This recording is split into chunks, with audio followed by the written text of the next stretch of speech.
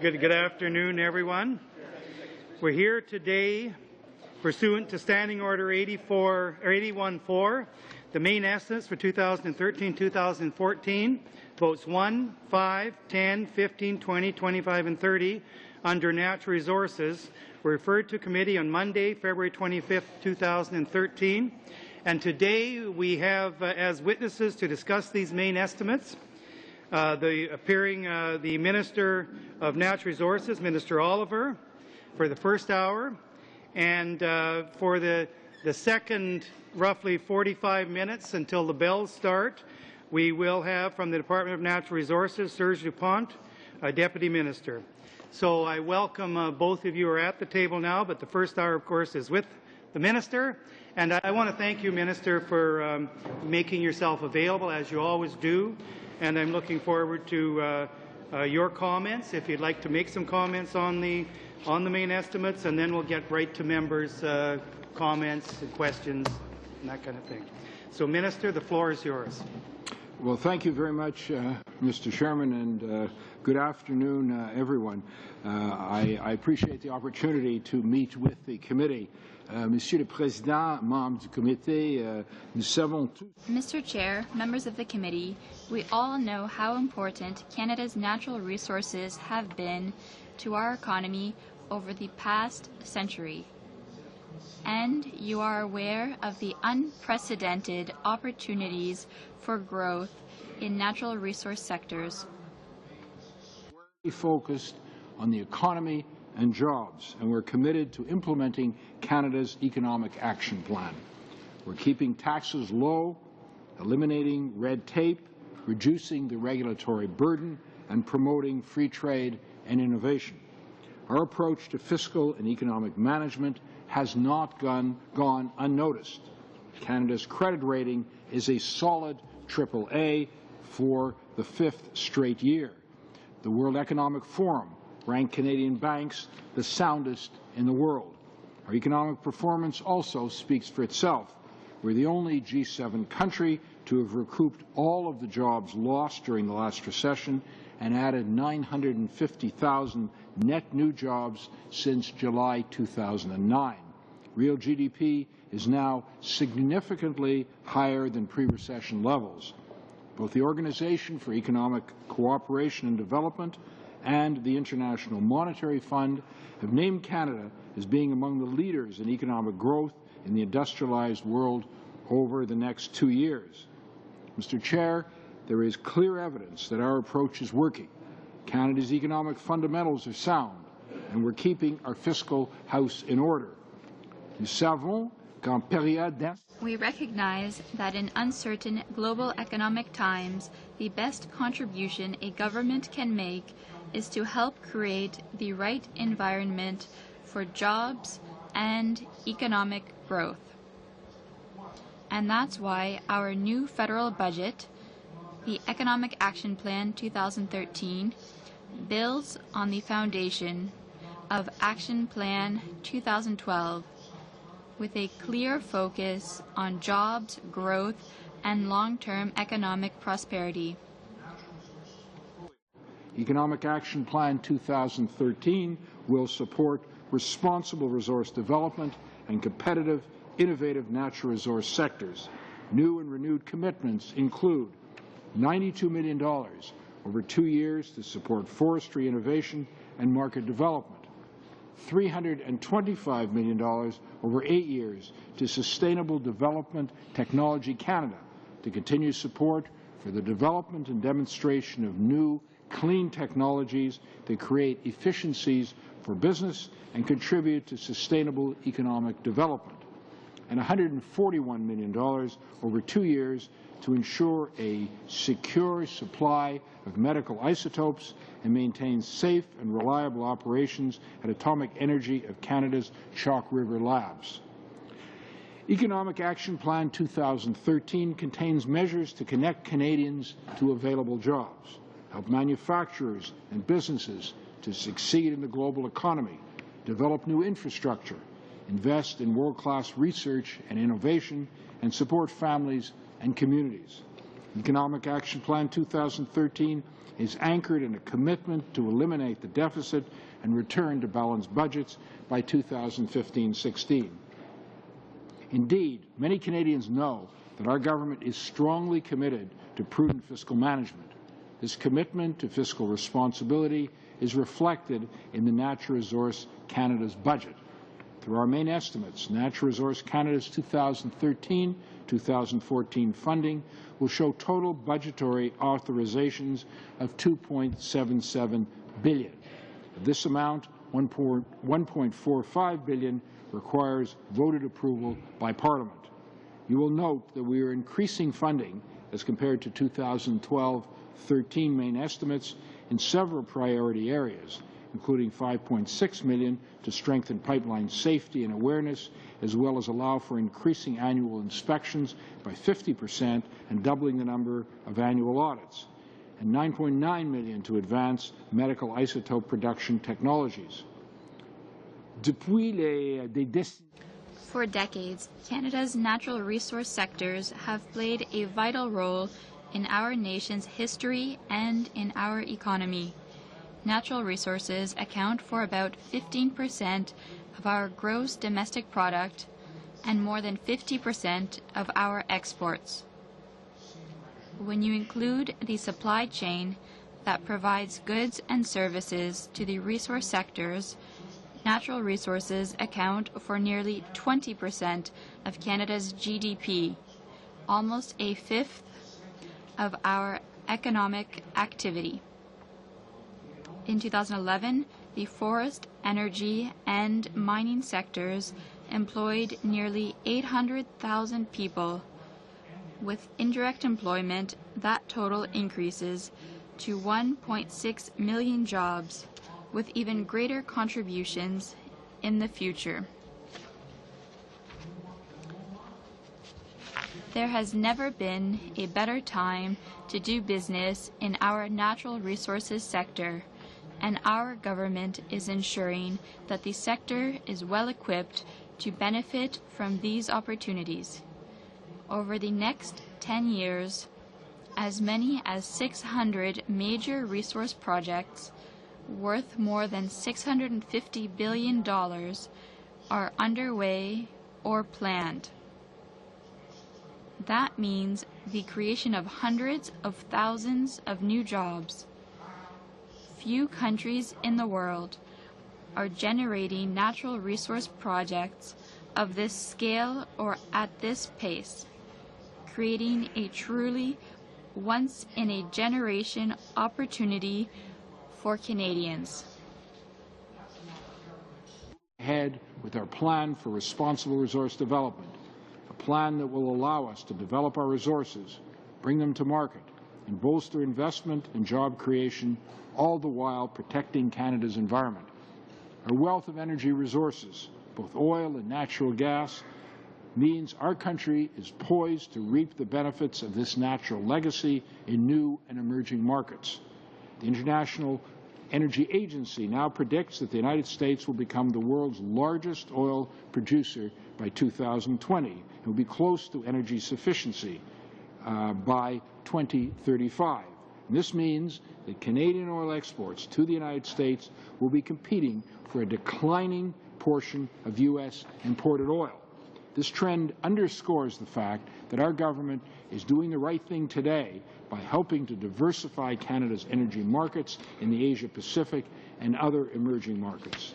Making the most of these opportunities is key to Canada's long-term economic prosperity.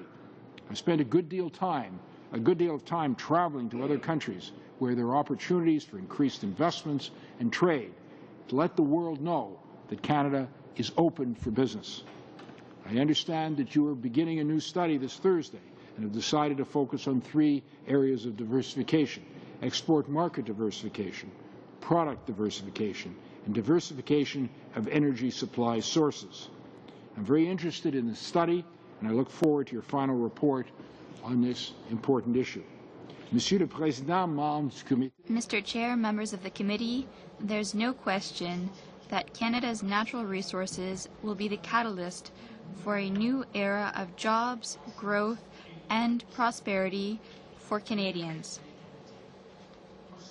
The potential for growth has never been greater than it is right now, and our government is determined to harness that advantage today to create the long-term prosperity of tomorrow. Appeared before the committee, and I'm very pleased to answer any questions you may have.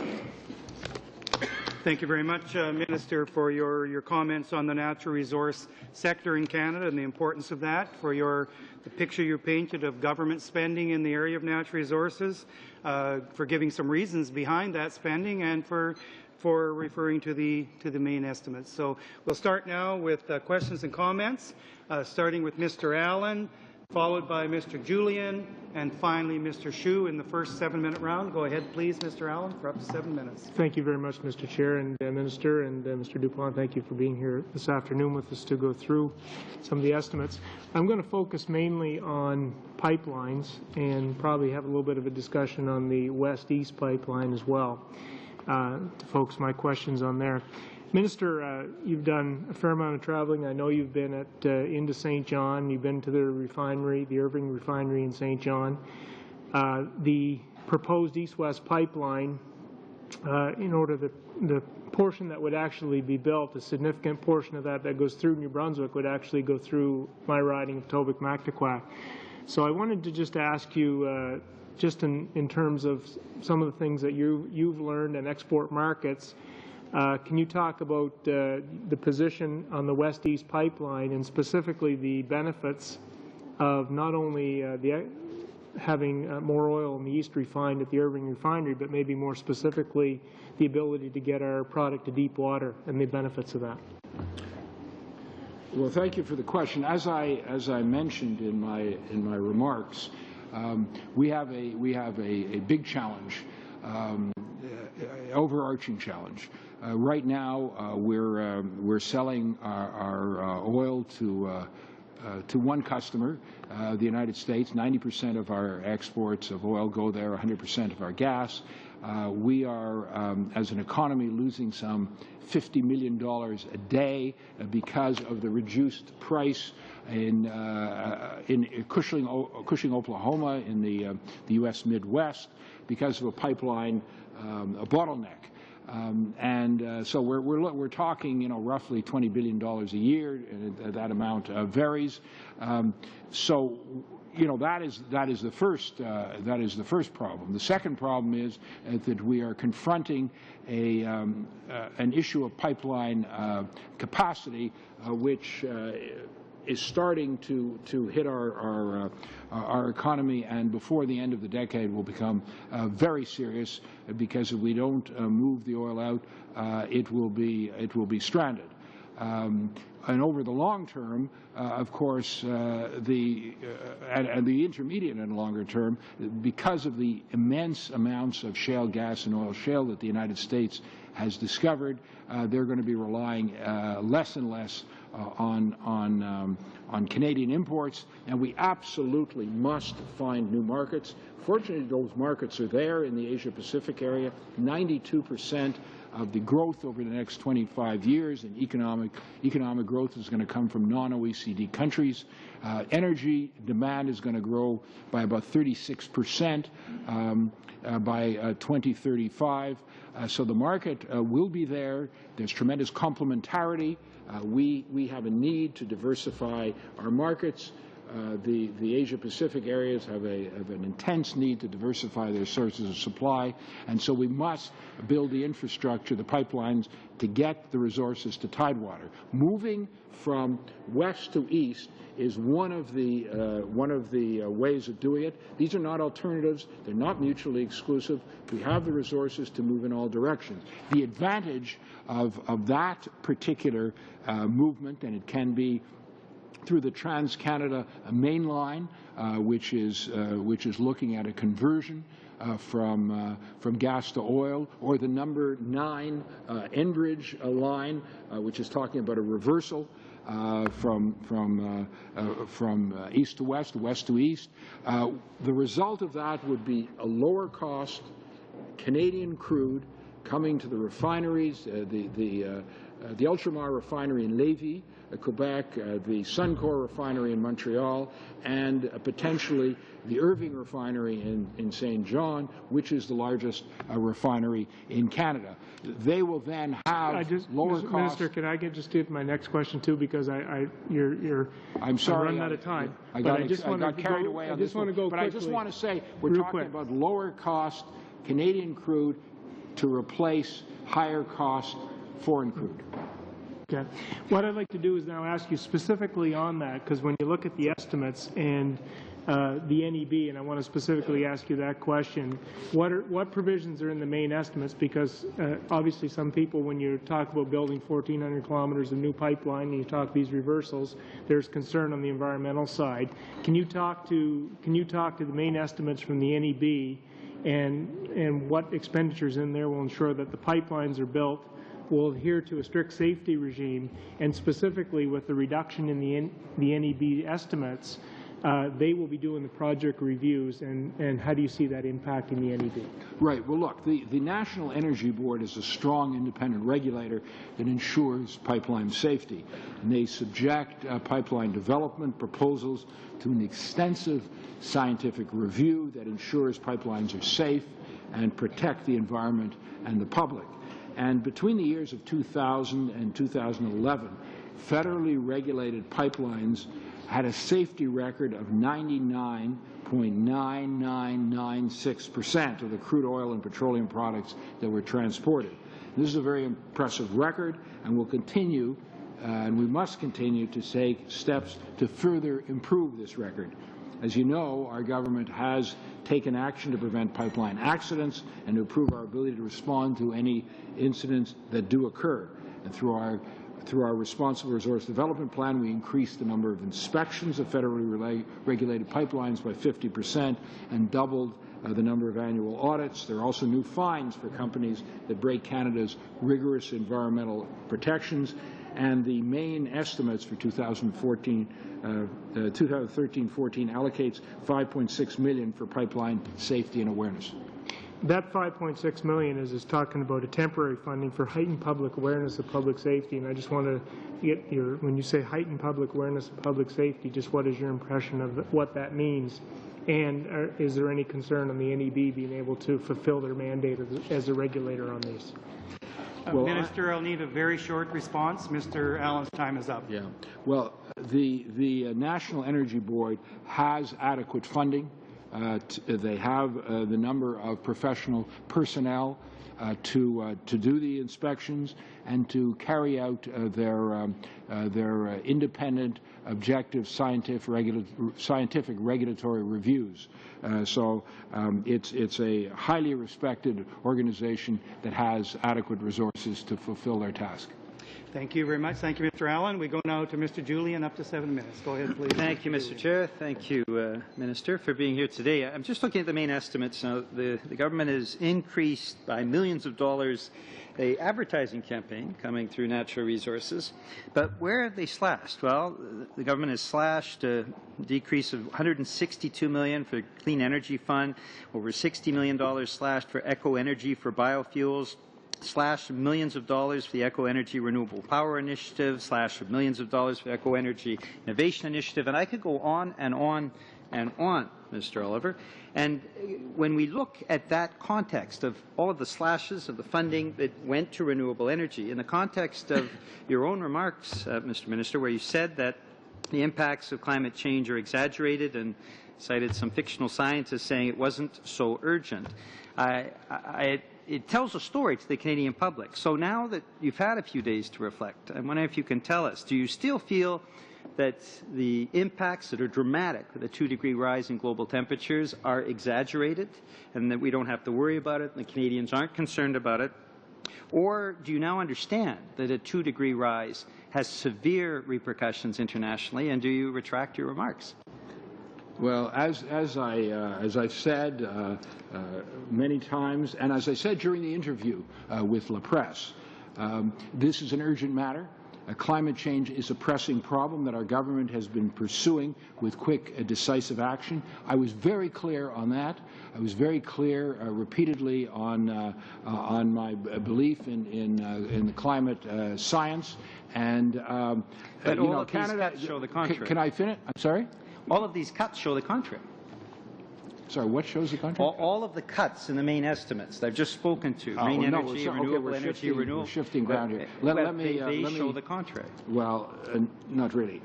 Look, we're proud of the over $10 billion our government has invested in clean energy and a cleaner environment. And Canada's investment in energy research and development per unit of GDP has outpaced that of the United States over the past decade. In fact, the International Energy Agency reports that Canada's investment per unit of GDP was more than double that of the United States. And we continue to support this by expanding the eligibility of capital. Mr. Oliver. No, just a second. Let me finish. Mr. Julian. Well, order. Mr. Julian, please let the minister answer. You did ask a question, and it was a fairly detailed question, and he is responding directly to the question. So if you just allow the minister time to give an answer. One of the things I wanted to say that we're expanding the eligibility for accelerated capital cost allowance for clean energy generation equipment. We've also committed $325 million to sustainable development technology. The Clean Energy Fund has made important investments that will advance emerging technologies and inform energy policies going forward. We're supporting, as an example, 17 small-scale renewable, and the resultant leverage of $251 million. There are. I mean, if you don't want to hear the answer, I guess that's up to you. But I thought that this wasn't just question period. I thought it was also answer period. The estimates tell the contrary. The estimates tell the Canadian public that this government does not feel that climate change is an important issue and problem that they have to deal with. And your own comments underscore that. I asked you, do you retract those comments? And we have not heard a retraction from you. We have not heard an apology from you. There are Canadians who are livid that you would minimize the impacts of global climate change and minimize the impacts of a 2-degree rise in temperature, and then cite some fictional scientists of which you're only able to cite one who is very clearly a climate change denier with no credibility whatsoever. I never cited the person you're talking about. That's simply false. The press release, well, I don't press know. accounts tell the contrary. I never cited So my question to you, and I'll ask you again, do you retract those comments? Do you understand now that there are severe repercussions for a 2-degree global rise in temperature? I have said repeatedly, I consider this to be an important issue. Science is complex. The science of climatology is complex. Everybody is talking about that. I referred during my interview, just a moment, just listen. I referred in my interview in La Presse to the British Met Office. I referred to James Hansen, who has just recently left NASA. I referred to the IPCC, which is the Intergovernmental Panel on Climate Change. And I agree, just a second, let me get to this. I agree with the consensus that climate change is urgent, and I said that clearly in my interview. It's there. So, you are retracting your comments. I don't have to retract anything. Well, that's I'm news. affirming If you are, that's good. Mr. Julian, please let the minister finish his answer. No, he's dealing directly with the question you asked. What I refer to is what I already said. I don't have to retract it. I'm reiterating. Now, Minister, then, if that is the case, and I'm glad if what we're hearing now is a confession that you've it's not a converted confession. and you understand it's a the impacts reiteration of climate change. of what I if you're said. retracting your remarks, that's wonderful. Will you then reverse these devastating cuts in green energy programs that are throughout the main estimates? Will you now act appropriately and responsibly to address the massive cuts? I mean, you found money for government advertising. You can then invest in a responsible way to deal with the challenge of climate change and invest in green energy. Are you prepared to do that? The government has committed significant amounts of money. I went through some of them. The SDTC, $325 million. I talked about the Clean Energy Fund. We've committed up to $1.5 billion to encourage domestic production of renewable fuels to meet the demand mandated by Environment Canada's regulations. All our agreements will be honored to the end date, and they should result in total program investment of over $1 billion by 2017. Will you reverse the cuts? We announced Point of order, Mr. Chair. $195 million Point of order. to continue the Mr. Minister, point of order, Mr. Anderson. I appreciate the work that you're trying to do here, but Mr. Julian should have the courtesy of allowing the minister to answer the questions. This is ridiculous. Not answering the question. If he wants to take his whole time to do some sort of lecture or whatever, he could have done that, I guess. But if he's going to ask a question, he should let the minister answer it. The minister's in the middle of answering it once again, and I wish you'd just let him answer the question. Yes, I want to Mr. make Chair. this comment. Point of order. No, there's a point order. of order on the floor right now. Okay. And I want to make this comment in response to that. Mr. Julian, when you ask a question, and particularly when it's a specific question with many parts, it's reasonable that you would leave time for the minister to actually answer, whether you like the answer or not. And it's not only directed at you. I want to direct it at future questioners that, you know, when you ask a question, the minister should be allowed to be given a reasonable amount of time to respond. If he has responded to the question, and then you know, and it seems like there's some stalling going on, at that time I'll allow an interjection. But that wasn't happening at all. There was a direct response to the question happening. So Point of order. I asked, will he retract the cuts, and he has not answered that question. No, for the record, he has not answered that question. I've asked him 3 times. Point of debate, Mr. And your time is up, Mr. Julian. Mr. If you can continue with a short answer. Yeah, well, we're not changing what's in the budget. You know, in 2011, the government announced $195 million for 5 years to continue momentum in improving energy efficiency. The Eco Energy Innovation Initiative will invest almost $270 million over 5 years for clean energy demonstration, and really the list goes on. So we've invested a lot in this sector because we consider it to be important. Thank you very much, Mr. Julian and Minister. Mr. Hsu, up to 7 minutes. Go ahead, please. Well, thank you, Mr. Chair. Minister, thanks for coming today. I was looking in the news recently. I noticed that Alberta Premier Redford has just returned a few days ago from her 4th trip to Washington, D.C. To plead the case for the Keystone XL pipeline. And as you know, President Obama and Secretary of State John Kerry will be making a decision as to whether or not to approve that pipeline. And it's a very important pipeline for the economy of Canada, as you've said. And that decision hangs in the balance. I mean, why else would the Premier of Alberta make 4 trips to Washington? Why else would Canadian officials be going to the United States so often? What I see in the main estimates in front of me here today, it seems to me undercuts the efforts of the Premier of Alberta for the people of Alberta. And I'm looking at the list of program cuts that has been mentioned by my colleague, Mr. Julian. The Eco Energy Retrofit Program for Homes cut, the Eco Energy Technology Initiative cut. And I've got, oh my goodness, you know, I marked it in yellow and my page is covered with yellow. The Clean Energy Fund, Eco Energy for Biofuels, Sustainable Development Technology Canada for Next Generation Biofuels. We've got Eco Energy Renewable Power Initiative, Program of Energy Research and Development, and the Eco Energy Innovation Initiative. So my question to you is, with this long list of things, isn't this embarrassing for the Premier of Alberta when she goes to Washington to try to deal with the fact, as you say, Minister, that Canada is losing tens of millions of dollars a day in revenue because President Obama does not have the social license to approve Keystone XL because we haven't done enough about climate change. And we've got all of these cuts in the main estimates right here. And embarrassing and undercutting the efforts of the Alberta Premier. How do you respond to that? Well, first of all, it's a bit of a stretch to suggest that the President of the United States doesn't have the social license because of Canada. In fact, a strong majority of Americans are in favor of Keystone XL. The governor of every state through which it would go is in favor. A majority of the senators, a majority of the House.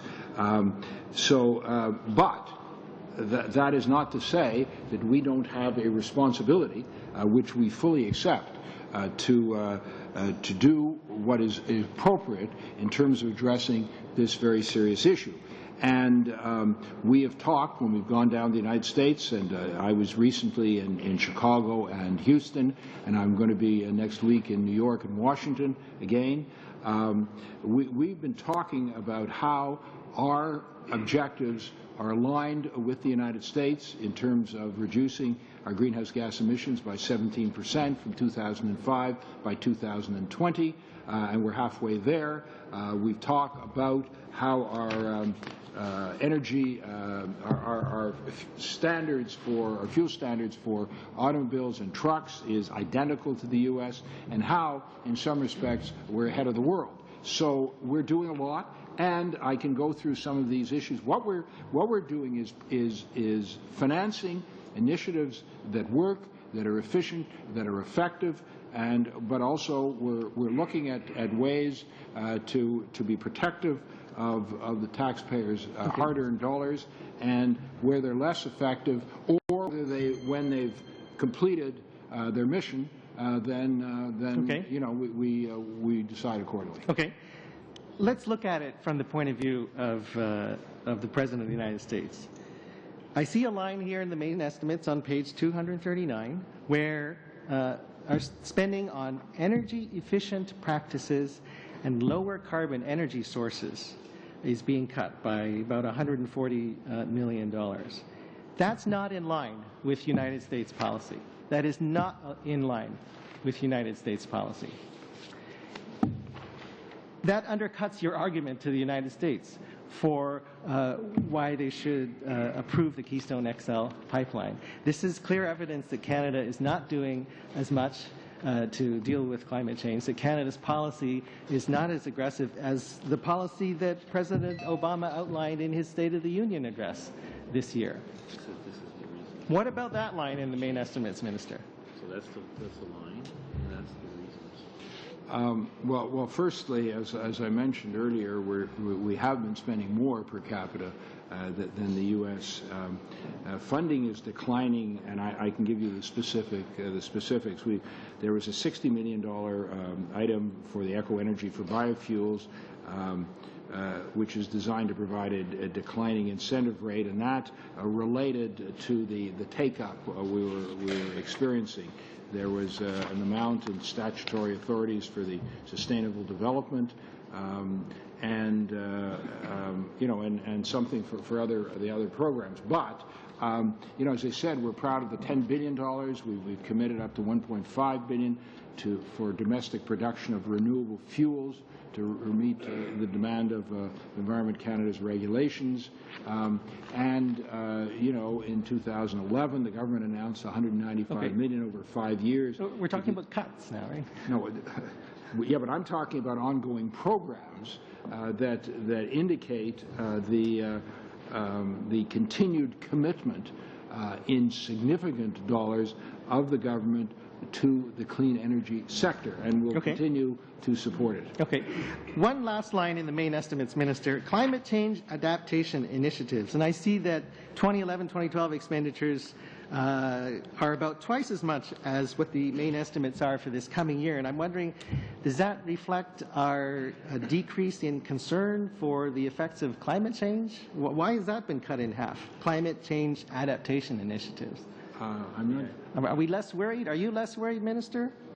Oh, no, that has nothing to do with it all. Perhaps I could get a detailed answer here. Mr. Chair, go ahead, please. Yes, as regard climate change adaptation, there is an envelope of $35 million over 5 years for Natural Resources Canada. The change from year to year really reflect, and this was a new program instituted as of budget 2011, and some of the changes from year to year simply reflect the profile of the funding. Some years, depending on where you are in the project, you're spending less. In other years, you're spending more. We are now moving to another phase of the program, but there's going to be a fluctuating profile over the years, and we can certainly provide the committee with the overall profile. It's not a structural declining trend. It's just variation from year to year in the profile. Thank you very much, Mr. Hsu. We go now to the 5-minute round, and the first three people on the 5-minute round, Mr. Trost, Mr. Calkins, and Mr. Nichols. So, Mr. Trost, go ahead, please, up to 5 minutes. Thank you, Mr. Chair. I was just sitting here and I was looking through some of the notes, and I was thinking I've been on the Natural Resources Committee through 5 or 6 ministers going back to when John Efford from Newfoundland was here. And we're not usually the most exciting or glamorous committee, but one issue over the years has sort of made us a bit high profile. And that was when Chalk River had a little problem with medical isotopes reactor. And the history with the maples and so forth. So I was very interested in the notes and in your presentation that you noted there's another $9.9 million, $10 million coming involved with medical isotopes. So could you explain what that $10 million is for? And then in as much detail as you feel comfortable, and more is generally better in this circumstance, explain what the government is continuing to do, where it's at, involving medical isotopes. Thank you, Mr. Minister. Yeah, thank you. Our government continues to work domestically and internationally to promote a more secure supply of medical isotopes. The Isotope Technology Acceleration Program, ITAP, is investing $25 million over 4 years to further advance the development of cyclotron and linear accelerator technologies for the domestic production of the most widely used medical isotope, technetium-99m, meeting a clear health public policy need. And that would be the production of highly enriched uranium. So it also has the advantage of meeting our non-proliferation obligations. We're investing in 3 projects being led by innovative Canadian organizations that have made great strides in transforming the way medical isotopes are produced in Canada, and have made the best rigorous criteria set under a fair competitive process. The projects which include this process that were signed under ITAP are the University of Alberta, $7 million for their cyclotron, Triumph in British Columbia, $7 million for their cyclotron, and the Prairie Isotope Production Enterprise, which is about $7.5 million for a linear accelerator in Manitoba. And these investments reinforce Canada's leadership in medical isotopes. They support high-quality jobs at home, and they grow business opportunities for domestic and international markets. Now, following up on that in a slightly different vein, Chalk River, the NRU reactor there, has had to have a certain degree of repairs. Chalk River, the NRU reactor there, has had to have a certain degree of repairs. Do you have an idea of what the cost is, how much the government has invested in that? That's my first question. And I'll follow up after you've answered that one. I don't yet have the direct number for that. I don't know whether I want to be accurate. No problem with that. I'm sure the other members of the committee will be fine. We'll supply that number to the committee. Well, then a follow-up question to that one. Where are we going as far as production of medical isotopes after 2016, when the NRU's license does expire? From what you said, we have 3 very good projects moving forward. But what's the plan after 2016? Just the 3 projects, NRU combined. How are we going to deal with the needs at that point? Well, these projects are basically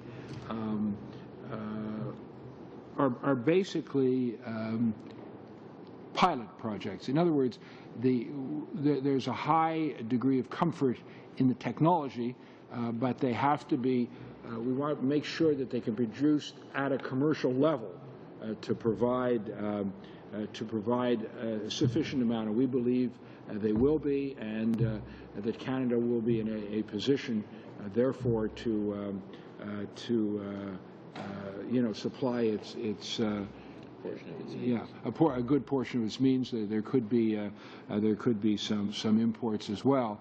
We signaled that by 2016 we will not be in a position, we're certainly not making a commitment to supply medical isotopes to the rest of the world. So our emphasis will be... Thank you. Your time is up. Mr. Calkins, up to 5 minutes, please. Chair, thank you, Minister, for being here today. Minister, as an extension of some of the pipeline questions that my colleague, Mr. Allen, was asking, as an Alberta MP, I do have some concerns, obviously, with some of the discussion that's gone on, some of the misinformation campaigns that have been used to try and stop the Northern Gateway pipeline. At the end of the pipeline, though, Minister, if we're going to diversify the energy sector for the Canadian economy, for the Alberta economy, which is good for the entire nation, we need to be able to get the international market price. We're not going to do that without tankers, because the pipeline can only get us to the edge of the sea. So I guess about a month ago, Minister, you made an announcement on the government's initiatives insofar as tanker safety is concerned. I'm wondering if you could let us know what's involved at a detailed level, if possible, with the government's intentions on that, and if they have any, and what the relevance might be as far as spending plans and priorities. Well, thank you. This is a very important initiative. Our country depends on the safe shipment of goods overseas, and I'm pleased that our current safety system has served Canada well for many decades. However, it's essential that we're able to meet the needs of the future as well, and for that reason, the government recently announced, as you implied, a world-class tanker safety system. This three-part plan includes new measures, legislation, and the creation of an expert panel. And building on the previous budget, our government recently tabled the Safeguarding Canada's Seas and Skies Act, which is amending the Canada Shipping Act 2001. And the proposed amendments will strengthen the current requirements for pollution prevention and response at oil handling facilities. It will increase Transport Canada's oversight and enforcement capacity by equipping marine safety inspectors with tools to enforce compliance. It will introduce new offenses for contraventions of the Act and extend penalties relating to pollution. It will enhance the response to oil spills incidents by removing legal barriers that could otherwise block agents of Canadian response organizations from participating in cleanup operations. And the government also announced the creation of a tanker safety expert panel to review Canada's current marine response spill system and propose further measures to strengthen it. And the final thing, I'll just go through very quickly, there are 8 new measures to strengthen the tanker safety system. They include increasing the number of inspections to make sure all foreign tankers are inspected on their first visit, annually thereafter, systematic surveillance by the Aerial Surveillance Program, establishment of Canadian Coast Guard Incident Command System, reviewing existing pilotage and tug export requirements, designating more ports for traffic control measures, starting with Kitimat, conducting scientific research on non-conventional products such as diluted bitumen to understand how the substances behave. The Canadian Coast Guard will ensure there's a system of aids to navigation that's improved. And lastly, the Coast Guard will develop options for enhancing Canada's navigation system. So these measures will ensure that Canada has a world-class tanker safety system. Well, thanks, Minister. Could you elaborate a little bit more on what this expert panel, when it's going to be composed, what it's going to look like, and what it's going to be responsible for, and just enlighten this committee as to what we can expect from that panel? Well, the tanker safety expert panel will review the current marine spill response system and propose further measures to strengthen it. I mean, that is, with all the measures that I've introduced, it is critically important, nevertheless, that we look at the best standards in the world in order to have a world-class regime, and that will include everything related to this area, to make sure that we have, adequate capacity in the areas of jurisdiction that we'll make sure. I mean, look, there has not been a tanker spill off a major tanker spill off the West Coast. Period. However, in the very unlikely event that that might happen, we have to have a very robust system to make sure the response is immediate and comprehensive, and it's based on polluter pay. Thank you very much, Mr. Calkins. Your time is up. We go next to Mr. Nichols, followed by Mr. Harris, and then Mr. Gravel. Thank you, Mr. Chair. Go ahead, Mr. Nichols, up to 5 minutes. Minister, I'd like to address the NEB's dealings with the Line 9 reversal project. I know you were in Montreal on Friday. On the 25th and 27th of October in 2011, NEB inspectors went out to inspect pumping stations on the line. Now, currently, from what they found in 2011, currently the Westover and Terrebonne pump stations are non-compliant. Both stations' emergency shutdown systems are non-compliant. In May 2012, Enbridge made an assurance of voluntary compliance to come into compliance. It was supposed to do a corrective action plan by October 2012. Enbridge asked for an extension. It was given until April 15th of this year to come up with a corrective action plan.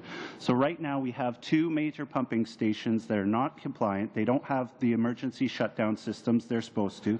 117 of 125 pump stations are currently non-compliant, and this has been the case since 2011. Has Enbridge submitted its corrective action plan for this non-compliance?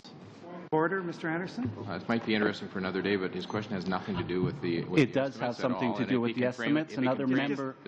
Order, please. Allow the member to make his point of order, and when the chair is speaking to that, I'd appreciate it too if members would allow me as chair to say what I want to say without being interrupted.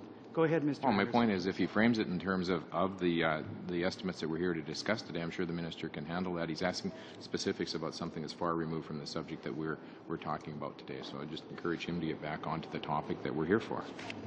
Yes, as you know, when we are speaking, when we do have a minister before a committee, it is tradition that a wide-ranging questions are allowed, but members should know that the minister can't come prepared for absolutely every issue in detail. So if you'd stick to the main estimates, you're more likely to get a detailed answer. Mr. Chair.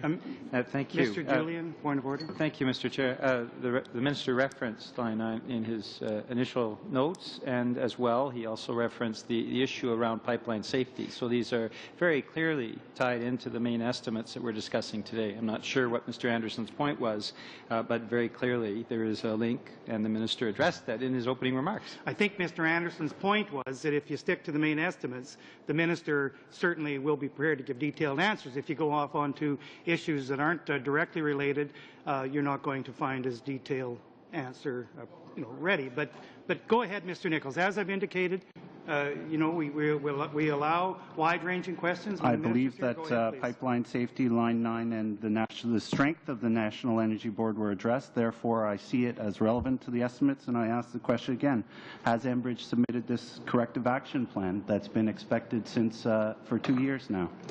Well, look, the problem with the question is it's not within my field of responsibility. This is something pipeline to ask. Safety is not within your responsibility. No, wait a minute, Minister. We're talking about what is under the jurisdiction of the independent regulator, and this is under the regulator's jurisdiction. We do not interfere with their responsibility. So we can find out whether they have submitted a plan or not, but that's a question which is more properly addressed to the National Energy Board itself. Well, is the government concerned that for 2 years, over 2 years, Enbridge has been in violation of the Canadian Standards Association Z662-11, which regulates pipeline safety in this country?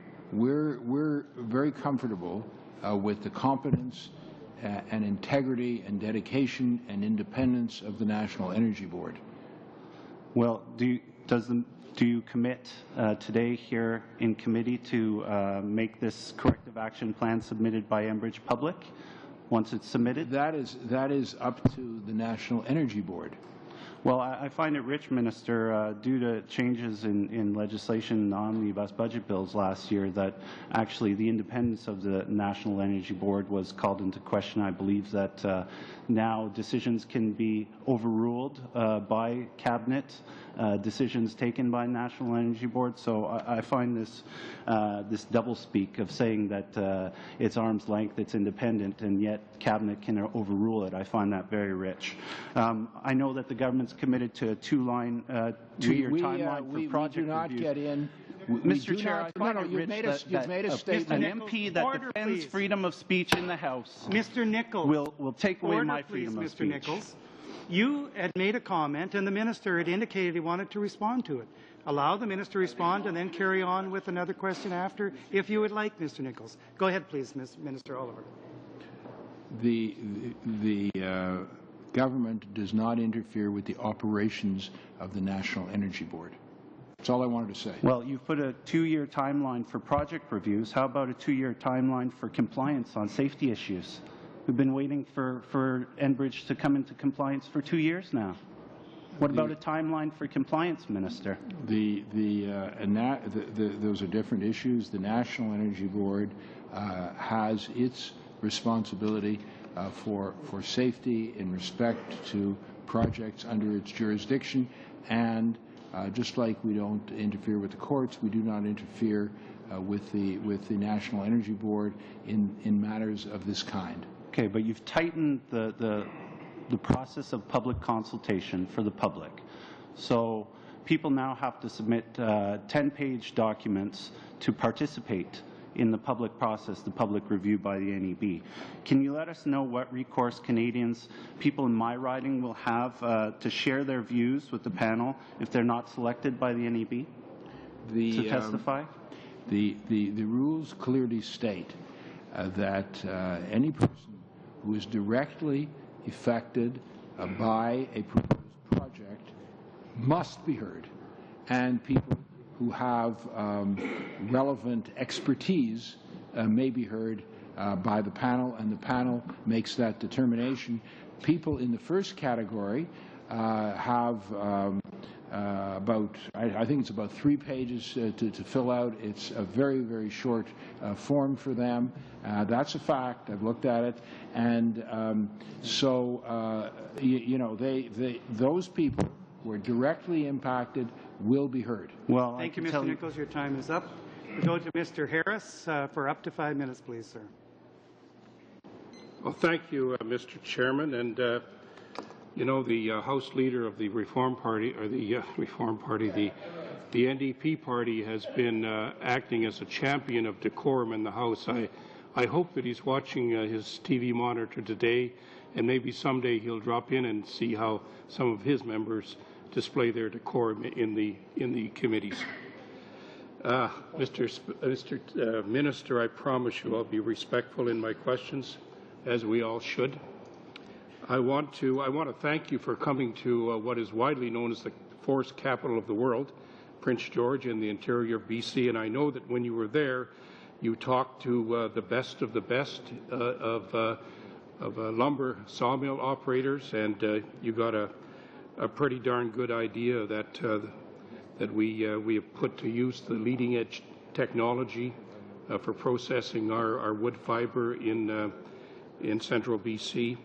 And it's because of the government's support of technology in the forest products and expanding the use of wood fiber and providing the funding for the research and the innovation that's required to get that technology to market. And speaking of market, I do know that you're aware of the dramatic increase we've made to our offshore shipments to markets other than continental U.S., and in an attempt to make sure we don't get all our eggs in one basket ever again. And you've seen the increases in China and the potential in India and other countries that will be big consumers of our wood. Mr. Minister, in the budget, you've committed $92 million over 2 years to support this forest technology and innovation and also market development. I wonder if you could just give us a little indication of your understanding of the importance of these two crucial components to the health and the expansion and economic benefit to the forest industry and ultimately jobs and the economy of Canada.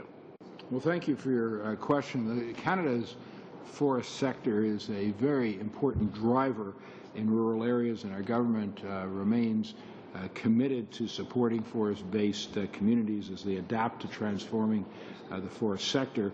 We're going to continue to make significant investments in support of the forest industry and sustainable resource management, and we're seeing the results in these investments right across Canada. As you mentioned, I was in Prince George, where I attended the annual Council of Forest Industries Convention, and while I was there, I announced investments in two important programs that will assist the transformation of the forest industry through innovation and market expansion. So let me just very briefly explain those two programs and why they're so important.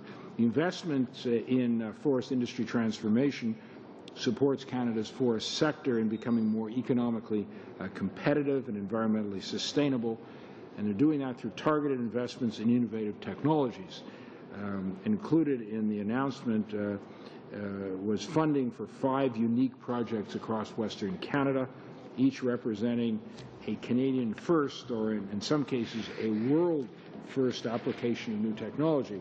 And so these new really exciting projects will showcase Canada's leadership in pioneering new products and new expertise for the benefit of our country's forestry sector and for the communities that depend on it. The Expanded Market Opportunities Program was designed to help create the thriving sector by growing international markets. So we're promoting Canadian forest products as an environmentally responsible choice, expanding wood use in North American non-residential and mid-rise construction, and demonstrating that Canada is a world leader in sustainable forest management and a preferred source of sustainable forest products. So the funding will make Canadian forest products even more attractive and viable in the global marketplace.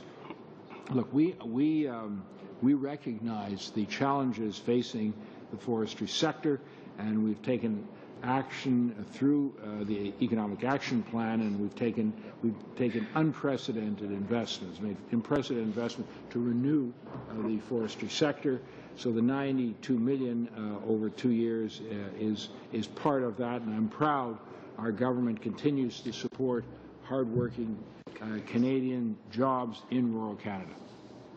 Thank you, Mr. Harris. Finally, with the Minister, we go to Mr. Gravel. Up to 5 minutes, please. Go ahead, sir. Thank you, Mr. Chair. And I, too, like Mr. Harris, I'm hoping that Canadians are watching television to see the non-answers that we're getting from you, Minister. I have a very specific question for you, and I want you to translate this advice to Canadians on how to participate in public consultation on Line 9. And I'm going to quote from a government document, and I quote, "Before you continue with this form, refer to the board's guidance document on section 55.2 and participation in a facilities hearing attached to the hearing order OH-002-2013 as Appendix 6 and again as Appendix 3 of Procedural Update Number 1 for OH-02-2013. Can you translate that for me? Well, that's that was not what we wrote. That was what This comes from a government document. Pardon me? This comes from a government document. Yeah. The point is that one can fill out the form. It's a multiple choice in most parts. If one is a person directly affected, you don't need to make reference. You just fill out the form. It's a for example, just a moment. It's a 10-page form. Please. It's 10 pages, but they're not all relevant. Most aren't. But if it's not relevant, why is it there? No, it's not relevant to that particular applicant. It's relevant to people who want to provide expertise. So there's different sections that are relevant to different parts. That's why it's there. But the point is, if let us say a farmer says, that's all he has, this pipeline goes through my farm. That's it.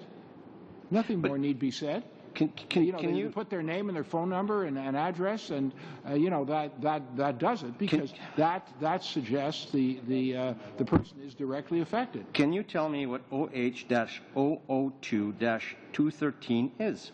Mr. Gravel, could I just ask you to say what department or what government agency that document's from? It's a government document. From which? From the Natural Resources. Well, it's the NEB. Well, I appreciate you giving that information. Point of order, Mr. Anderson. If Mr. Gravel doesn't know what the document is, what is he doing asking other people if they have any clue? That's my point exactly. How can an ordinary Canadian, answer this question if nobody else knows what it is? Order, please, Mr. Gravel. Mr. Anderson was speaking. He had a point of order. Mr. Anderson? He brings in part of the information and starts asking riddles about it. The minister's clearly answered the question. If he's asking a question about people's participation in the NEB hearings, the minister just answered that. If that's what he wanted to hear, he got the answer. He'll certainly move on to his next question. But for him to bring part of a document in here and then expect everyone here to be familiar with it is ridiculous. Thank you, Mr. Anderson. Point of order, Mr. Nichols. Mr. Chair, I find it very rich. You are an MP in the House that is defending freedom of speech for MPs in the House, and yet, time after time, it appears that you're trying to shut down our side from asking our questions. I find it very disturbing. I'm wondering, is it only anti-choice Conservative MPs that you want to have freedom of speech? Mr. Nichols, you're certainly not on topic here, and you know that simply isn't the case. I'm trying to make this committee. The committee is only going to function properly if the witnesses are treated with respect and if they're allowed to give a reasonable answer to the question. If you give a detailed, multi-part question, you can expect it's going to take a while for an answer. So let's have this committee function as it has been very well in the past, and when you ask a question, allow the minister to answer. In this case, he's the witness for the next couple of minutes still, and after that, we'll suspend and get on to the next group of witnesses. Mr. Gravel, go ahead, please. So, Minister, can you tell me what Appendix 111 is? This is an NEB. That's a ridiculous question, and you know it. This is an NEB document. It's a ridiculous question to ask Canadians. Okay, I'm going to read from an article in the Globe and Mail if you're not going to answer any questions. The Conservative government has created... I have the floor. The Conservative government has created a new rule requiring those who simply wish to write letters to the National Energy Board to obtain the board's approval in advance. Hard to accept that members of the general public who feel they have something to say need to prove they're bona fide before sending in a letter. The board is being asked to use its time to read 10-page applications form full of detailed information which may include curriculum vitae and references. This seems less like streamlining than a form of silencing. The application form for letter writers and potential interveners who were quite properly screened in the past become available on April 5th, and the deadline for getting the application is April 19th. Mr. Gravel, is my 5 minutes up? The article you're referring to or reading from, I can't see how it relates to the main estimates. If you could maybe explain that so that's clear, and then you can continue. That's what I'm trying to get the minister to do, is explain. Explain this. You have a few seconds for an answer if you'd like to get to it so the minister can have an answer. I don't think he can answer it, regardless of how much time he had.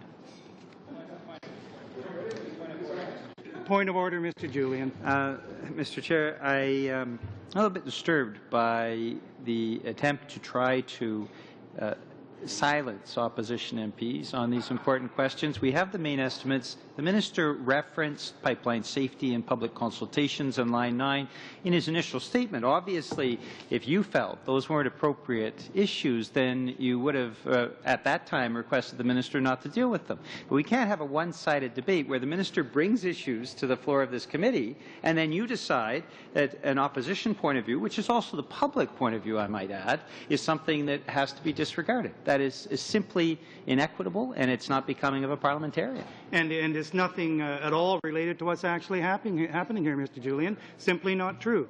So your time is up, Mr. Gravel. The time, Mr. Anderson, point of order. Well, just an observation. I hope that our committee has worked well in the past, and I hope that it continues to work well in the future. But I don't think the NDP have to panic just yet. They haven't lost their support to a new leader of any new party yet. And okay, so Mr. Anderson, that's debate. Thank you. Thank you very much, Minister, for coming today. And point of order, Mr. Harris. Mr. Chair, just to answer Mr. Julian, and unfortunately they don't seem to understand how a committee operates.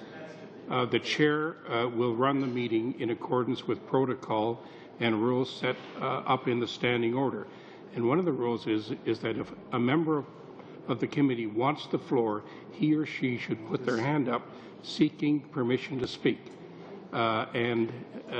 Interrupting speakers or other members of Parliament or witnesses is not part of the protocol, and I sincerely hope that perhaps the NDP party, under the guidance of the champion of protocol, the member from Skeena, might want to have a little session and invite these 2 or 3 members that have been quite rude and obnoxious today. Okay, to Mr. maybe learn a little bit Mr. about Harris, protocol. you made your point, and you were making a valid point of order at the start of that.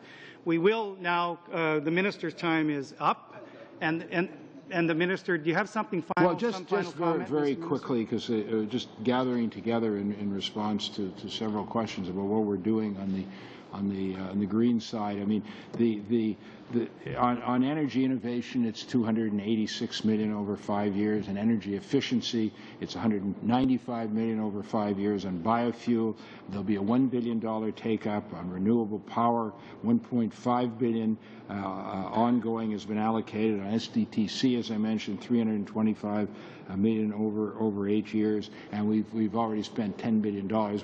We're very committed to this sector, and we will continue to be. Thank you again, Mr. Minister, for coming today. We appreciate that. You make yourself available whenever the committee asks for you to come, and we appreciate the extra time you've given today. We will now suspend the meeting and come back with departmental officials for a little under 3/4 of an hour. Meeting suspended.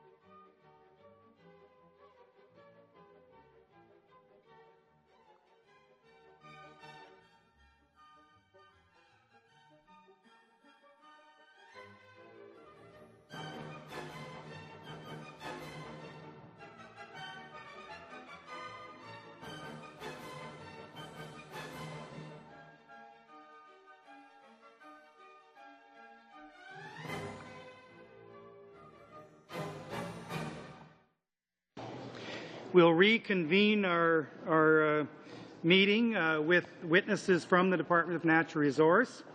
We have Deputy Minister Serge Dupont, who will be here for this second 3/4 of an hour until the bells start ringing. We have Cami Ramcharan, Assistant Deputy Minister and Chief Financial Officer, Corporate Management and Services Sector. Thank you for being here.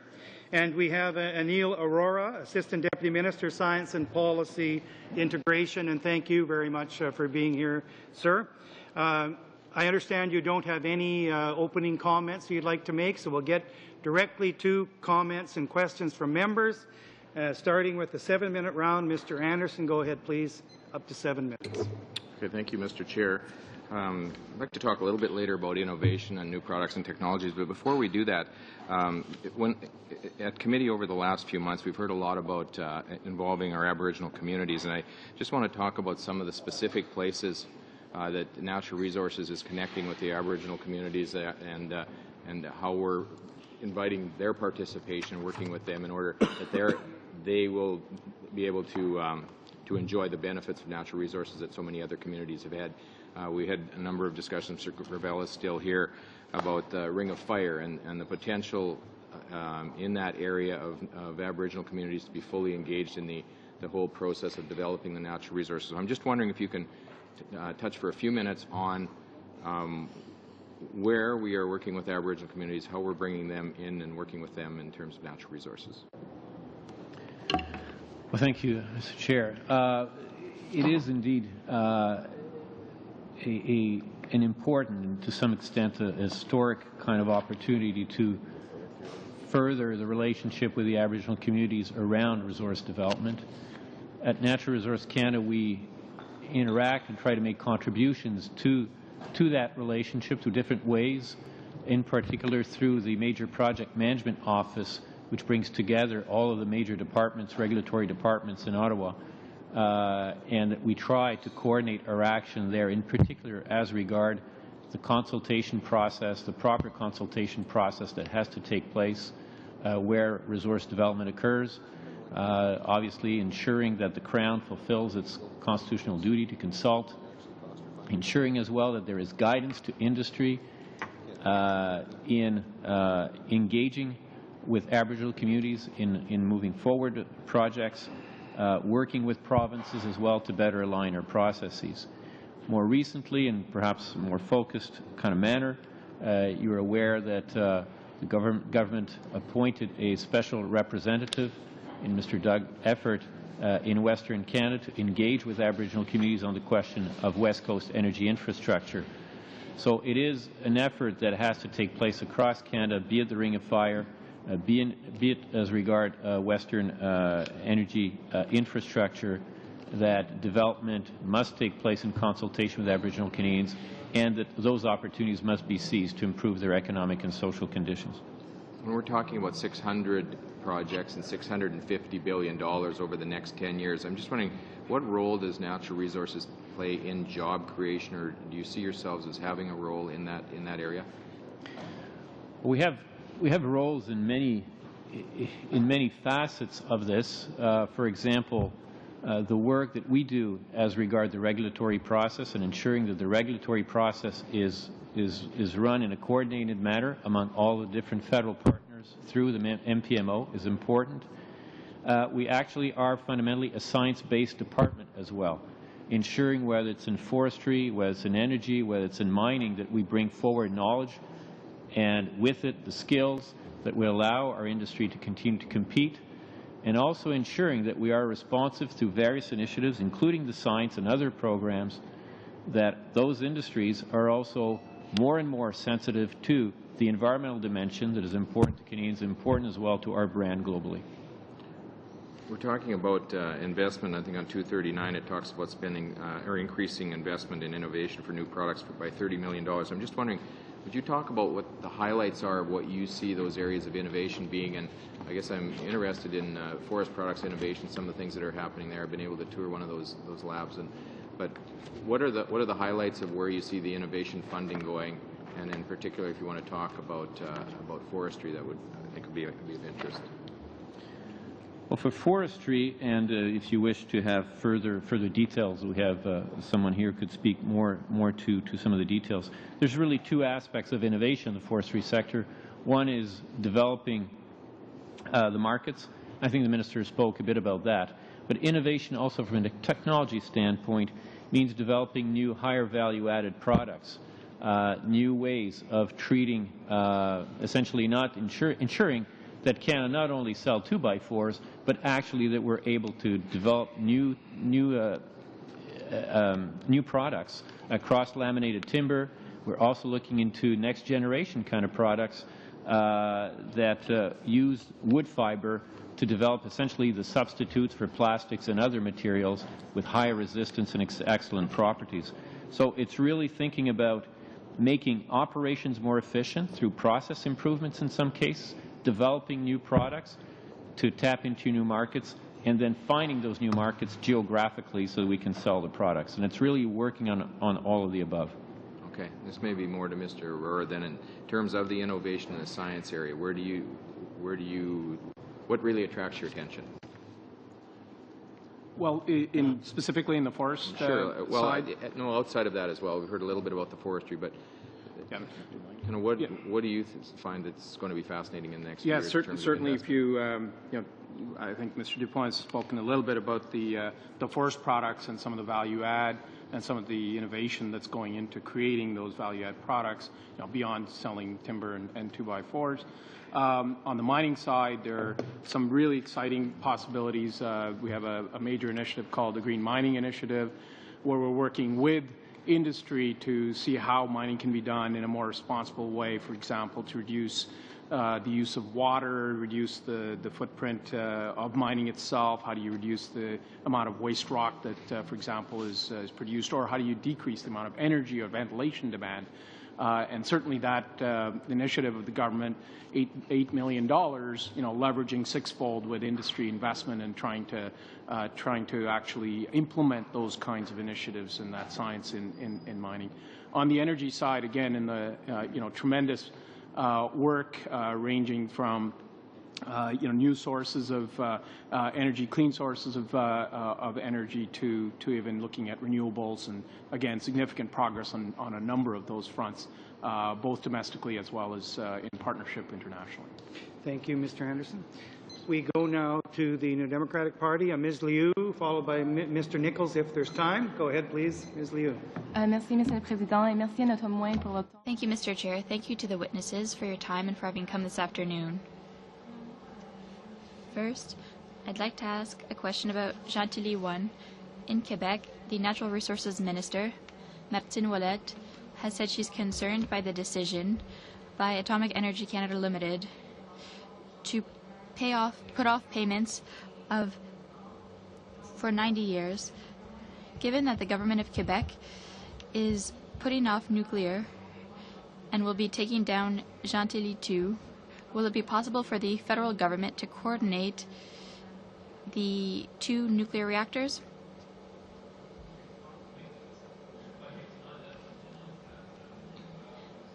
It'll come back to Atomic Energy of Canada Limited to engage in those conversations. AECL manages that program for us. It deals with the Nuclear Responsibility Program, the Nuclear Legacy Liabilities Program. We'll have to have conversations with Hydro-Quebec, between AECL and Hydro-Quebec, to ensure that taking down those 2 reactors is done in harmony, that it is done to minimize costs, to ensure that operations are well coordinated. So those conversations will have to be had. And it seems that the program, that the schedule of AECL will also be receptive to those considerations. Thank you. But what I wanted to highlight is that it's urgent to take action, given that it's the same expertise that's necessary to take down the 2 reactors, and that it's already been 35 years that we're paying for Gentilly 1, which only worked during 143 days. Do you feel that there's a sense of urgency at the site? Well, I'm not a physicist, but what I'd say, I know there are others around the table who are, but it's important to remember that taking down a nuclear site isn't done overnight. Even if we want to act with urgency, it's a long process. At the end of the day, we need a long-term plan to deal with those assets, to distribute those materials. How do we ensure there's long-term security? We need a serious plan over a number of years. It's long, it's pretty costly, and so there's a sense of urgency, of course, but first and foremost, a sense of responsibility. And as you mentioned, the extension of the phase is leading to cost overruns for managing nuclear waste. What do you think the effect of that is on the liabilities? The delay of what? What do you think the surplus cost will be for managing the nuclear waste, given the schedule you've put in place? The complete program that includes waste at Chalk River in Ontario, which is also at the Bruce site in Ontario, Gentilly 1. There's other equipment in Canada, Whiteshell in Manitoba. We're managing that waste, and we have to recognize the liabilities that we have. AECL recently announced that it needed to increase the amount of that liability by $2.4 billion to recognize that there will be more indirect costs over the direct costs of managing nuclear waste. Internationally, it's costly and long. At the same time, regarding nuclear fuel, it's the responsibility of the companies that operate uranium reactors, nuclear reactors, and they have to include the cost of the long-term management in electricity rates.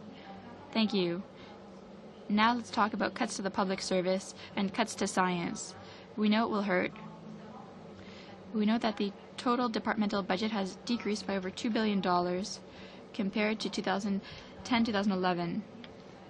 So can you tell us what sectors of Natural Resource Canada have been hit hardest by the cuts over the past 3 years?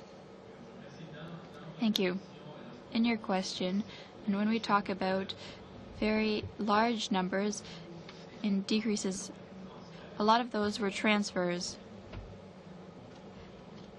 grants and contributions to others that don't necessarily reflect the department's operating costs and which don't necessarily reflect our capacity to contribute to science. What I'd say is that in the deficit reduction plan, in the Economic Action Plan of 2012, we contributed 10% of our budget, which of course has led to cuts in staff.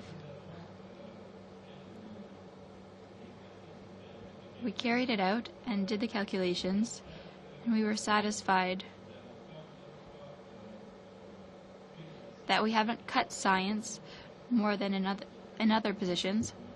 Can I ask you how many positions will be cut? How many scientific positions will be cut? I can give you that. That's here. Thank you. So with the Deficit Reduction Action Plan, we reduced the number of positions by 159 positions, 160 positions. And at the department, about 40% of our staff is involved in scientific work, and the proportion is about the same in terms of DRAP. So we haven't affected science more than other positions, but we haven't spared it entirely either. It would be less than 40% because we've reduced our internal administration a lot as well. 160 positions, that's a lot. I have one last question. We know that the estimates foresee a decrease of $22 million for the Geomapping for Energy and Minerals program. We know that a lot of work has been done on a report that makes recommendations to the federal government, and the industry also has recommendations, so why is the federal government not taking those recommendations into account? The answer is short. In the estimates before you, there's what was announced to date, what has been carried out to date, and I think the department and the government fully recognize the value of this program. I think what we'd say in English is stay tuned. I'm very confident there will be more activity that we can do in this area at Natural Resources Canada. Thank you, Ms. Liu. Mr. Xu. To ask questions. Oui, merci, merci, Monsieur le Président. Yes, thank you, Mr. Chair. In the estimates, number 5, capital expenses. Can you specify what those expenditures are? Yes, absolutely. There's a significant increase. For us, it's renewing infrastructure for receiving signals from our satellites. These are investments we're making in Prince Albert in Alberta, 2 satellite antennas, one in Inuvik and one in Gatineau. This will allow us to have modern infrastructure to receive signals, notably from RadarSat once it's implemented. Okay? But there's a $3 million difference between what's written here, $15.7 million, compared to $18.7 million. Mr. Chair, page 238. In French, it's 307. I have the English version in front of me.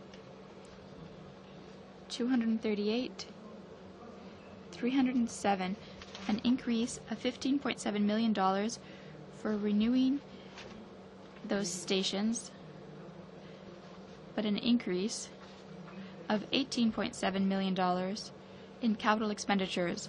There's a gap of $3 million. There's another $3 million in capital expenditures. Would that be related to our Hamilton laboratory? We also have capital expenditures for a lab in Hamilton, which is a new lab for metals. We moved that a number of years ago from Ottawa to Hamilton, and we're still installing equipment there to ensure we have the latest equipment for metals. National Energy Board. There's, I guess, what I'm wondering about is why is a quasi-judicial regulatory tribunal getting $5.6 million of funding for heightened public awareness? Why should it sounds like advertising to me, to sort of put it gently. Why is a quasi-judicial regulatory tribunal getting money for influencing public opinion? That's what it looks like. Can you maybe clarify that a bit? Monsieur Dupont, yes. go ahead. And, Mr. Chair, this is within the attributions and responsibilities of the National Energy Board, but I do want to take the opportunity to clarify the question, because, in fact, I asked the same question when I was reviewing the documents. The 5.6 is somewhat, and the way it's characterized is not properly reflecting what's going on. The 5.6 is really around 5, which is really going to actual operations of safety. It's inspections, it's actual work on the ground. And it is really about 600,000 of that amount, which is about kind of explaining this to Canadians, enhancing their website, responding to various kind of inquiries. But the bulk of it, and actually I was asked a question last time I was here, and I was basically, certainly my understanding was that the bulk of this was going to actual safety operations. And so there's a bit of a misnomer there in the documents before you, and be happy to kind of confirm that would be better still to have the NEB confirm that in writing for you, because that's the explanation that they've given me. Okay, maybe I'll do that at some point. feel free to not answer this question because this is something that the minister just said, but I didn't have time to ask him. He said that we have a 99.9996% safety record. So 4 parts out of a million of non-safe transport of oil and gas, I guess. But if you just throw that number out there, it doesn't mean anything. Could you give a precise definition of that percentage? And feel free to say no because you didn't. This is something that you didn't bring up. Well, first, I mean, because to me it's meaningless. I don't know what it means exactly. So, is there a definition of that somewhere? Mr. Chair, witnesses would be delighted if every question was had as a preamble that you can answer or not. And I do not know exactly, but I would imagine that it is really taking the volume of crude that is transported through pipelines over time and looking at whatever might have happened in terms of spills and then relating it back to that total volume. That said, I think it's a valid question that I would rather answer more scientifically and with better kind of evidence.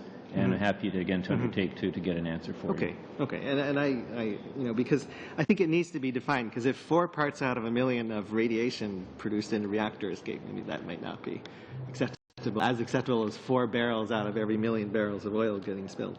Okay. The last question is: there's a small cut to the Canadian Nuclear Safety Commission, and I was wondering if you can just. And I understand this is a small cut, and we have a budget deficit to deal with.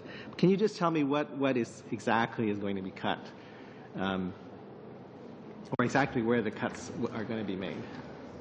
Yeah, again, it'd be better to ask the president of the Canadian Nuclear Safety Commission. What I am aware of adjustments for them over the last little while has been under the Deficit Reduction Action Plan, a small contribution which really is in the back office, really not having any kind of implication to safety. The second one has been ensuring that their participant funding program actually reflects their needs. That is a program whereby funding is provided to certain groups that want to participate in certain hearings, and you ensure that that funding is aligned to needs and to expressed interests. Those are the 2 areas that I'm aware of, but everything having to do with actual safety, there certainly has been no downward adjustment to those resources. Thank you, Mr. Hsu. We go now to the 5-minute round, and we have first on the 5-minute round Mr. Allen, followed by Mr. Trost. And just to notify the NDP, if you'd like to notify the clerk as to who is going to ask your questions or make your comments for 5 minutes. Mr. Allen, go ahead, please, up to 5 minutes. Thank you very much, Mr. Chair. I'd like to ask the witnesses on the section on responsible natural resource management and the estimates where it goes from 234 to 318 and additional $80 million there. I guess a 2-part question on that. What are some of the key components of that $80 million? In other words, what am I getting for that? And the other side of it is that it seems to me that we have, how is that spending aligned with agencies like the NEB, who obviously have a role to play in responsible natural resource development from a regulatory standpoint and those types of things? So can you please tell me what I'm getting for the $80 million, differentiate between the agencies and what Natural Resources Canada is going to be doing with that $80 million? Okay, glad to, Mr. Chair. Again, in some cases, you have the titles and then you have the specific measures. So let me just try to tell you a bit about the specific measures there underneath it. 54.8 million of that, the 84, is the Port Hope Area Initiative. So that is not kind of related to what typically we call the Responsible Resource Development Initiative, which is about new projects. This is actually about undertaking the cleanup in Port Hope that's been promised now for a number of years, and that's been going through a regulatory process, and we're now actually starting the work of building the waste management facilities and undertaking the real implementation of that multi-year kind of effort. Similarly, $34.5 million represents the higher amount this year that will be expended under the Nuclear Legacy Liability Program that we just discussed in regard to some of the nuclear obligations of Canada. So under that specific heading, Mr. Chair, the majority of it really has to do with discharging obligations relating to environmental remediation. Okay. So basically it has nothing to do with any linkages with anything to do with the NEB. Their regulatory process is their regulatory process, and as the Minister indicated, they're funded for that.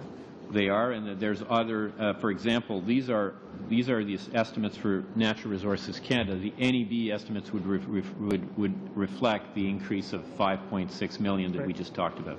Okay. In the estimates, there's a kind of an interesting sentence. Maybe you can explain it to me. In addition, annual savings of $5 million beginning in 2012-13 are achieved through the International Assistance Envelope Horizontal Review. What does that mean? What it means is that under the Deficit Reduction Action Plan, all of the individual departments had to come forward with their efficiency savings, and as I indicated, we came forward with the 10% for Natural Resource Canada. Additionally, there was a horizontal exercise across the Government of Canada having to do with the international envelope, so funding of different kinds going to international initiatives. Of that, Natural Resource Canada contributed an amount of $5 million, which essentially is going to happen as we sunset the African Forest Initiative that we were running. So it is the contribution of Natural Resource Canada to reduced spending in the international assistance envelope.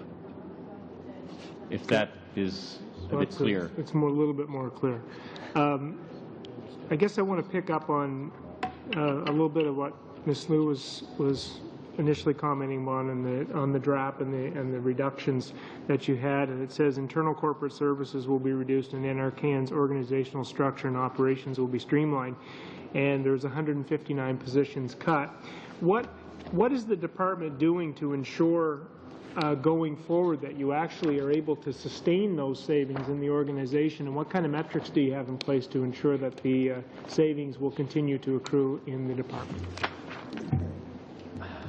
That's a good question, Mr. Chair. Number one, in terms of the savings continue to accrue, these are ongoing. These were ongoing adjustments to our resources, so those monies are gone. They're not coming back. What may happen in the future is the Minister of Finance looks at various proposals and may think at some point that we have an idea to generate value for Canadians and decides to allocate new resources to Natural Resources Canada. But absent that, we have to live within our means, and that means delivering on our commitments, and it means as well ensuring that we fulfill all of our internal responsibilities and fulfill all of our reporting requirements, and we do have to organize our business accordingly, and that means taking different initiatives. It means taking our libraries, which used to be on paper, we're now basically phasing that out. We're going to electronic libraries. It means reducing travel. It means reorganizing. It means merging various groups together to cut some overhead. And we don't have a choice. And this is an ongoing conversation among us to ensure that we live within those means. Thank you, Mr. Allen. Mr. Trost, up to 5 minutes. Well, thank you, Mr. Chair. I'd like to focus my questions on AECL. Its emphasis has changed somewhat over the years and how the federal government relates to it, and I hope I'm not covering any territory that anyone else has covered. But looking through these basic numbers, we have 2011, 2012, the $537 million, main estimates of $103 million, and estimates to date $345 million. And then for 13-14, we have again the exact same $102 million in the main estimates going forward. Could you just break down in a fair bit of detail there, or as much as the 3 minutes we've got will allow? I think to a lot of people it seems strange. You have estimates of $101 million, and then you have expenditures of $500 million or $300 million. Could you just break that down again? Why the discrepancies? Why going forward we're estimating again 102 million in 13-14? Break down all the constituent elements one more time for us, if possible. Appreciate the question again, Mr. Chair. The 102 million is basically the base funding that has been there for a number of years for the Chalk River laboratories. So you kind of fund the infrastructure. I mean, it's basically Canada's biggest lab. There's 3,000 people roughly working there. And it is basically, there's three functions, and I have the exact breakdown of the cost, but there's waste management in a sense that they do have to manage what is there historically from, post-war. There is, at this time, still production of medical isotopes. There is research being conducted on a National Research Universal Reactor, and there are services provided to CANDU owners and to the CANDU supply chain, basically science and technology kind of services. So that's kind of the gamut, I said 3, maybe 4, kind of gamut of services now being. The 102 million at this time, which is the money that is reflected in the main estimates, does not fulfill fully those obligations. That is why in successive budgets over the past number of years, there's been announcements of additional support for Atomic Energy of Canada Limited. Now, some years back, that additional support covered not only the laboratories, but also the commercial part, which was trying to sell the reactors basically unsuccessfully. I remember that part is no longer receiving additional monies in the budget. It is receiving in these main estimates through what is statutory funding, 109 million. It is not going to SNC-Lavalin. Essentially, it is, well, part of it is indirectly, but it is essentially discharging our final kind of responsibilities vis-a-vis the commercial part that includes different kind of commitments that we still needed to, including warranties for, the work of reactors and so forth. That amount, which is 109 million now, is basically going down to zero because we're phasing out totally our support for the commercial reactor side of it. The 102 has been supplemented this year by 141 over 2 years in the budget, so it will be reflected in supplementary estimates for you, and that is intended basically to allow the Chalk River laboratories to do the functions I stated earlier and to meet the regulatory requirements of the CNSC in so doing, so ensuring that it's done safely and with proper protection for the environment. So that's how, so it's been a bit over the last number of years, part of it in main estimates, part of it coming in supplementary estimates because of the budget process. We don't have, fortunately at this time, I guess we still kind of cross our fingers, bad surprises mid-year, like, repairing the NRU, that require even further kind of supplementary estimates to come before this committee. So we can expect with the commercial liabilities that we're winding down, when is sort of the estimates when those expenses will substantively be gone? What is the last year we really anticipate having major costs based on that, or looking forward? Could I have a very short answer, please? Yes. Okay. There was basically provided in the legislation for the divestiture of the commercial part of funding over 5 years, but it is basically declining rapidly, and 109 is no longer. I mean, you're not going to see those numbers in the future years. It's coming down. Thank you. And within 5 years, it's zero. Thank you, Mr. Trost. Just before we go to Mr. Julian, who will be the final questioner here, I want to remind members that the meeting isn't over when okay, Mr. Gravel, I guess. The meeting isn't over when Mr. Gravel asks his final questions. We will need just a couple of minutes after to go through the votes on the main estimates. It should just take a couple of minutes. So go ahead, Mr. Gravel. Thank you, Mr. Chair, and thank you to the witnesses for being here. The last time, since you've been here the last time you were here, we talked a little bit about the Ring of Fire, and you mentioned it again today. Since then, we now have a minister that has been appointed for the Ring of Fire. We also understand that there's a 15-department secretariat to coordinate the Ring of Fire. Can you supply us, please, with a list of those 15 departments that are involved in the Ring of Fire? Also, since you appeared here last, the government took 3 expert witnesses to court to try and prevent them from testifying, and of course the court ruled in the favor of the witnesses. So mining companies still aren't getting good leadership from for the Ring of Fire. We really want to support this project. We want it to go forward because it's going to create a lot of jobs. When we heard testimony in the committee from the Ring of Fire, when we studied the Ring of Fire, the First Nations that came to testify were quite explicit that they really support the Ring of Fire and they want to work with the government and the companies. The companies told us, just tell us what the rules are and we will follow the rules. But we're not getting this kind of leadership. Would you agree that we need a better approach to the Ring of Fire?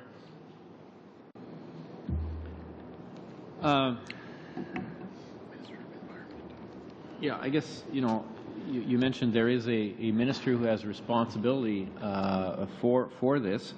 I'm not in the best position to judge on the ground what is happening there. You're quite right that there is broad support and opportunity. There is an effort. The 15 departments, we can certainly get the list for you. I couldn't list them off the top, although you'd have your Department of Infrastructure, Transport Infrastructure, Aboriginal Affairs, and so forth, and trying to bring that together. We participate as well in some of the efforts. I think that through the Major Project Management Office, we try to ensure that the regulatory process is moved along appropriately. We are aware that for some parties, it would have preferred a panel process. The Minister of the Environment has decided that it would be moving through a standard kind of environmental assessments that still require the contribution of the best possible science. I could not speak to the issue of the witnesses or any of the legal issues around that. And to be honest with you, I'm not familiar with those developments. I can only, I guess, answer that the government, I think, and certainly officials recognize it's really important to ensure the conditions are in place for those projects to succeed. Thank you. I just want to talk a little bit on infrastructure.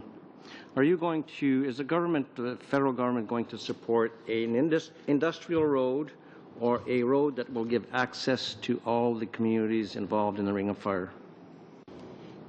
Well, again, that question would be much better addressed to either Minister Clement or perhaps the Department of Transport and Infrastructure.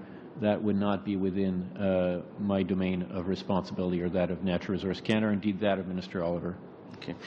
There's a story today out in the Financial Post that indicates that the Ring of Fire is in jeopardy because of lack of leadership. They're not getting leadership from the Ontario government and obviously not from this federal government either. So what's the plan for the Ring of Fire going ahead? Well, one of the critical dimensions in all these projects is prices, commodity prices, and market signals. And that will have the dominant impact on whether things move forward or not. At the end of the day, it's going to be private investment that will be instrumental to making this happen or not. Governments are collaborating at the highest levels, as between Ottawa, Government of Canada, and Ontario. And I'm sure that there is a common kind of willingness to create the best conditions. At the end of the day, though, it's going to be really critical for the companies themselves to come forward on the basis of their plans to invest that will be influenced by commodity prices and other market signals. Okay, just one brief question. To your knowledge, has the federal government been asked to participate in the infrastructure for the Ring of Fire? I'm sure that the question of infrastructure would have come up in the discussions between the two levels of government. Again, not my specific domain of responsibility, so I would rather let others answer questions with regard to specific infrastructure plans in the Ring of Fire or indeed in other parts of Canada. Thank you, Mr. Gravel. And thank you very much to the witnesses from the Department of Natural Resources, Serge Dupont, Anil Arora, and Cami Ramcharan for being here today. We appreciate that very much. Some good information exchanged today on the main estimates. And if you could just leave the table as you wish, we're just going to go directly to the votes here. So I will ask the questions in the order that they're normally asked on the main estimates for 2013-14. Shall vote 1 carry? On division. On division. Shall vote 5 carry? On division. On division. Shall vote 10 carry?